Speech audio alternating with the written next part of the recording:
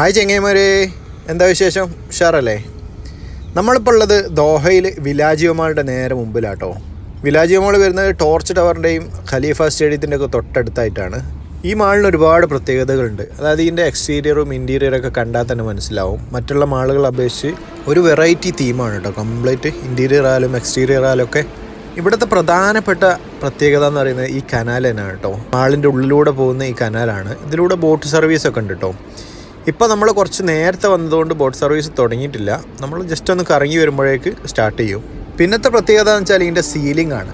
ഈ സീലിംഗ് കണ്ടോ നിങ്ങൾ? ആകാശത്തിൻ്റെ ഒരു തീമിൽ ലൈറ്റൊക്കെ വെച്ച് പെയിൻ്റൊക്കെ ചെയ്തിട്ട് സെറ്റപ്പ് ആക്കി വെച്ചിട്ടുള്ളത് നല്ല രസമല്ലേ കാണാൻ? അതുപോലെ തന്നെ ഇവിടുത്തെ ഓരോ ഷോപ്പുകൾ കണ്ടോ, ഓരോ ഡിസൈനിലാണ് ഓരോ ഷോപ്പുകൾ വർക്ക് ചെയ്തിട്ടുള്ളത്. അതിൻ്റെ മേലെ ആ ജനലൊക്കെ വെച്ചിട്ട് നല്ലൊരു വീട് പോലെ തോന്നുന്നില്ലേ?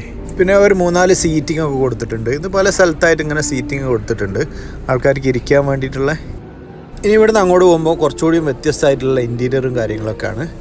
ഓരോ ഡിസൈനൊക്കെ പല പല ഗേറ്റാണ്. ഇത് ഒരുപാട് ഗേറ്റുകളുണ്ട്, 6-7 ഗേറ്റുകളുണ്ട്. ആ ഗേറ്റിലൊക്കെ ഓരോ ഗേറ്റിലും വരുമ്പോൾ വ്യത്യസ്തമായിട്ടുള്ള ഇൻറ്റീരിയർ കാര്യങ്ങൾ ഡിസൈനൊക്കെ കാണാൻ പറ്റും. അപ്പോൾ ഇത് അതിൻ്റെ വേറൊരു ഭാഗമാണ്. അപ്പോൾ ഉള്ളിൽ കൂടെ എല്ലാം കണക്ഷൻ ആണെങ്കിലും പല പല ഗേറ്റുകളാണ് കേട്ടോ പുറത്തുനിന്ന് വരാൻ വേണ്ടിയിട്ടുള്ള. ഇവിടുത്തെ ഇൻറ്റീരിയർ ഉണ്ടോ കംപ്ലീറ്റ് മാറിയില്ലേ? കുറേ ഹാങ്ങിങ് ലൈറ്റുകളൊക്കെ വെച്ചിട്ട് വേറെ തന്നെ ഒരു ഇൻറ്റീരിയർ അവിടെ. ഇവിടെ ശരിക്കും ഉള്ളത് കുറച്ച് കോഫി ഷോപ്പും കുറച്ച് ബ്രാൻഡഡ് ഷോപ്പുകളൊക്കെയാണ്. അതുപോലെ ഡെക്കാത്തലോണിൻ്റെ ഒരു ബ്രാഞ്ച് ഉണ്ട് ഇവിടെ. ഈ ഡെക്കാത്തലോണിലേക്ക് കയറാൻ വേണ്ടിയിട്ട് പുറത്ത് തന്നെ സെപ്പറേറ്റ് ആയിട്ട് ഗേറ്റ് തന്നെ ഉണ്ട്. അപ്പോൾ അതിൻ്റെ ഉള്ളിൽ കൂടെ കയറി കഴിഞ്ഞാൽ ഡെക്കാത്തലോണുമായി ഈ മാളിൻ്റെ ഉള്ളിലേക്ക് കയറാൻ പറ്റും. അതുപോലെ തന്നെ കാരിഫോറാണ് ഇവിടുത്തെ ഹൈപ്പർ മാർക്കറ്റ് ആയിട്ടുള്ളത് ഇതിൻ്റെ ഉള്ളിലുള്ള. ഇതിൻ്റെ മുമ്പിലും കണ്ടോ വേറൊരു വെറൈറ്റി ആയിട്ടുള്ള ഇൻറ്റീരിയറും കാര്യങ്ങളാണ് കൊടുത്തത്. ഇപ്പോൾ നമ്മൾ നടന്ന് പിന്നെയും ഇവിടേക്ക് എത്തിട്ടോ. നമ്മൾ ആദ്യം വന്ന എൻട്രൻസിൻ്റെ ഭാഗത്തേക്ക് എത്തി. ഇനി നമ്മൾ മറ്റൊരു ഭാഗത്തേക്കാണ് പോകുന്നത്. ഈ കനാലിൻ്റെ സൈഡിൽ കൂടാണ് ഇനി നമ്മൾ പോകുന്നത്. അപ്പോൾ ഈ കനാലിൻ്റെ 2 സൈഡിലും കടകളാണ്, മൊത്തം കടകളാണ്. കോഫി ഷോപ്പും പല പല ബ്രാൻഡഡ് ഷോപ്പുകളും കാര്യങ്ങളൊക്കെ ആയിട്ട്. അതുപോലെ തന്നെ ഈ കനാൽ ക്രോസ് ചെയ്യാൻ വേണ്ടിയിട്ട് 2-3 സ്ഥലത്ത് ഇതുപോലത്തെ ബ്രിഡ്ജ് ഉണ്ട്. ആ ബ്രിഡ്ജിൻ്റെ മുകളിൽ കയറി നോക്കിക്കഴിഞ്ഞാലുള്ള വ്യൂ ആണ് കേട്ടോ അത്. അപ്പോൾ താഴെ കൂടെ കനാൽ പോവുകയാണ്. ഈ ബ്രിഡ്ജിൻ്റെ മുകളിലൊക്കെ ഒരുപാട് ആൾക്കാർ ഫോട്ടോസും കാര്യങ്ങളൊക്കെ എടുക്കാനുണ്ടാവും വൈകുന്നേരങ്ങളിലൊക്കെ. ഇപ്പോൾ സമയം രാവിലെ 9 മണി 9:10 ആയിട്ടേ ഉള്ളൂ കേട്ടോ. അതാണ്, ആളുകളൊന്നും വന്നു തുടങ്ങിയിട്ടില്ല. കടകളൊക്കെ ജസ്റ്റ് തുറന്നിട്ടേ ഉള്ളൂ ഇപ്പോൾ. ഈ കോഫി ഷോപ്പിൻ്റെ ഒക്കെ സീറ്റിംഗ് കൊടുത്തിട്ടുണ്ട് നിങ്ങൾ കനാലിൻ്റെ സൈഡിൽ കൂടെ. നല്ല രസമാണ്. വൈകുന്നേരമൊക്കെ നല്ല തിരക്കുണ്ടാവും കേട്ടോ ഇവിടെ. ഇതാണ് കനാലിൻ്റെ ഇത് എൻഡ് ഭാഗമാണ്. ഇവിടെ വന്നിട്ടാണ് ഈ തോണികളൊക്കെ തിരിച്ചു പോകുന്നത്. ഇവിടെയൊക്കെ ചെറിയ കോഫി ഷോപ്പും കാര്യങ്ങളൊക്കെ കൊടുത്തിട്ടുണ്ട്. ഇപ്പോൾ നമ്മൾ മറ്റൊരു ഭാഗത്തേക്ക് എത്തി. ഇതൊരു VIP ഏരിയ ആണ് കേട്ടോ. അതായത് നമ്മളെ VIP എൻട്രൻസിലൂടെ കടന്നു വരുമ്പോൾ കിട്ടുന്നൊരു സ്ഥലമാണത്. അതുകൊണ്ട് തന്നെ ഇൻറ്റീരിയറും കടകളും മൊത്തത്തിലൊരു ചേഞ്ച് ഉണ്ട് ഇവിടെ. ഈ ഏരിയയിൽ അത്യാവശ്യം നല്ല കായുള്ളവർക്ക് മാത്രം കയറാൻ പറ്റുന്ന കുറേ കടകളുണ്ട് കേട്ടോ. അതുപോലെ തന്നെ കോഫി ഷോപ്പ് ആയാലൊക്കെ അത്യാവശ്യം എക്സ്പെൻസീവാണ്. അതുപോലെ തന്നെ ഇവിടെ കുറച്ച് തിരക്ക് കുറവാട്ടോ ഈ ഏരിയയിൽ. നമ്മളെ അപ്പുറത്തെ ഈ കാരിഫോറിൻ്റെ സൈഡിലുള്ള തിരക്കൊന്നും ഇവിടെ ഉണ്ടാവില്ല. കുറച്ചുകൂടി തിരക്ക് കുറഞ്ഞ സ്ഥലമാണ്. ഇവിടുത്തെ ഷോപ്പുകളും കാര്യങ്ങളൊക്കെ കണ്ടാൽ മനസ്സിലാവും. അത്യാവശ്യം നല്ല വിലയുള്ള സാധനങ്ങളുള്ള ഷോപ്പുകളാണ് കേട്ടോ. ഇവിടുത്തെ സീറ്റിംഗ് ഉണ്ടോ, VIP എൻട്രൻസ് ആയതുകൊണ്ട് തന്നെ സീറ്റിങ്ങിലും മാറ്റം വന്നിട്ടുണ്ട്. ആകെ മൊത്തം ടോട്ടൽ ഒരു സെറ്റപ്പ് ആക്കാൻ നോക്കിയിട്ടുണ്ട് ഇവിടെ. എന്തായാലും അടിപൊളിയായിട്ടുണ്ട് ഇൻറ്റീരിയറൊക്കെ. ഇതാണ് കേട്ടോ VIP എൻട്രൻസ് ഗേറ്റ്. ഇതാണ്. ഇവിടെ മൊത്തത്തിലൊരു അലങ്കോലപ്പണിയൊക്കെ നടത്തി ഒരു വെള്ളച്ചാട്ടമൊക്കെ വെച്ച് സെറ്റപ്പ് ആക്കാൻ നോക്കിയിട്ടുണ്ട്. ഇതവിടെ ഒരു ട്രെയിൻ ഓടാൻ റെഡിയായി നിൽക്കുന്നുണ്ട്.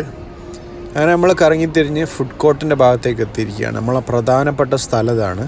ഇവിടുത്തെ ഫുഡ് കോർട്ട് ഇങ്ങനെ റൗണ്ടിലാട്ടോ. റെസ്റ്റോറൻറ്റുകളൊക്കെ കംപ്ലീറ്റ് ഇങ്ങനെ റൗണ്ടിലാണ്. അതിൻ്റെ പുറത്ത് കുറേ സീറ്റിങ്ങും അത് റൗണ്ടിലുണ്ട്. അതിൻ്റെ ഏറ്റവും നടുക്കാണ് ഈ സംഭവം ഉള്ളത് കേട്ടോ. മറ്റേ ഐസിൻ്റെ മുകളിൽ കൂടെ നിരങ്ങുന്ന പരിപാടി, ഐസ് സ്കേറ്റിംഗ് എന്നല്ല ഇതിന് പറയുക. ഇന്നിവിടെ കളി നടക്കുന്നുണ്ട് കേട്ടോ. ഇത് നമ്മളെ ഹോക്കി പോലെ തന്നെയാണ്, പക്ഷേ ഐസിലൂടെ ആണെന്നേ ഉള്ളൂ. സംഭവം നല്ല ഗംഭീര കളിയാണ്. ഞാൻ കുറേ നേരം നോക്കുന്നുണ്ടോ, നല്ല രസമുണ്ട് കാണാൻ. സംഭവം പോലെ ഒരു ഗോൾ അടിച്ചിട്ടോ. ഞാൻ ഇതുവരെ ക്യാമറയും പിടിച്ച് നോക്കുന്നുണ്ട്, ഗോൾ അടിച്ചില്ല. ക്യാമറ ഒന്ന് ഓഫാക്കിയപ്പോൾ ഗോൾ അടിച്ച്. എന്താ ചെയ്യുക. ഇതാണ് കുട്ടികൾക്ക് കളിക്കാനുള്ള സ്ഥലം കേട്ടോ. ഫുഡ് കോർട്ടിനോട് ചേർന്നിട്ട് തന്നെയാണ് ഇതുള്ളത്. സംഭവം എല്ലാ ഐറ്റംസും ഉണ്ട് കേട്ടോ. ഇതിൻ്റെ ഉള്ളിലേക്ക് കയറാൻ പറ്റുന്നില്ല. അപ്പോൾ ഓപ്പൺ അല്ല, കുറച്ച് കൈ ഓപ്പണാണ്. പിന്നെ ടിക്കറ്റൊക്കെ എടുക്കുകയും വേണം. ഇപ്പോൾ നമ്മൾ ടീ ടൈം ഇത് അവിടെ ഉണ്ട് കേട്ടോ. ടീ ടൈമിന് പ്രീമിയം കൗണ്ടറാണിത്.